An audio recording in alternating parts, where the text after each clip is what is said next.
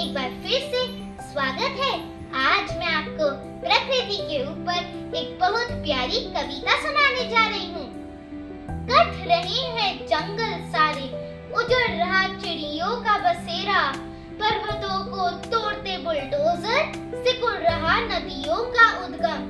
जानते नहीं जुगनू का चमकना, तारे भी दिखना दुर्लभ है।